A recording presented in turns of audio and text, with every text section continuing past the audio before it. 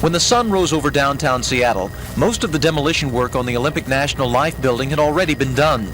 The work to remove the building from its site at 2nd and Madison began last May. Construction people decided that imploding the building would save about 6 weeks' time and about $150,000. The method of building implosion had not been used in Seattle before, and the planning took a little more time than normal. But in the past few days, everything was running on schedule.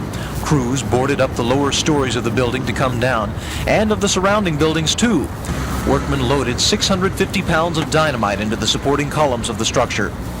When morning came, so did the spectators, hundreds of them, standing on roofs and behind police barricades. It had never been harder to find a parking place downtown.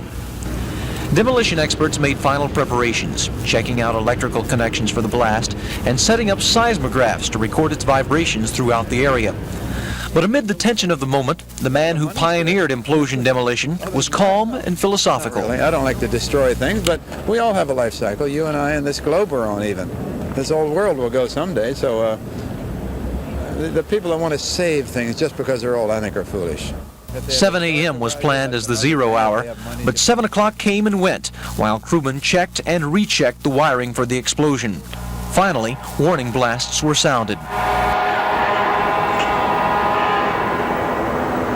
Just like a coach preparing for the Super Bowl game, you got everything laid out. Now it's time for the team to perform. 4, 3, 2, 1, go.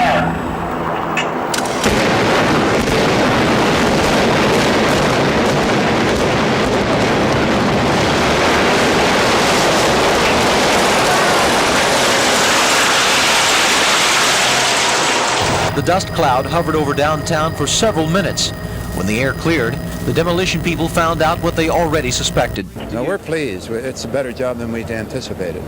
The building was reduced to a 2-story high pile of rubble that will take 20 days to clean up. The excitement was over. It's kind of anticlimactic when a job is over because you've worked for weeks putting it together, doing the engineering, doing the preparation, etc. And all your plans come to fruition in like 7 seconds. Street sweepers immediately began to clean up the area, and a lot of onlookers returned to their cars to find them covered with dust.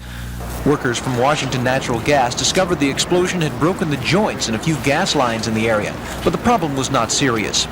There were a few broken windows from the blast, but damage to surrounding buildings was minimal.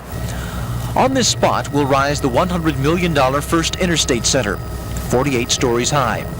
Like many buildings around it, it will become part of Seattle's ever-changing downtown skyline. Nick Walker, Channel 7 Eyewitness News.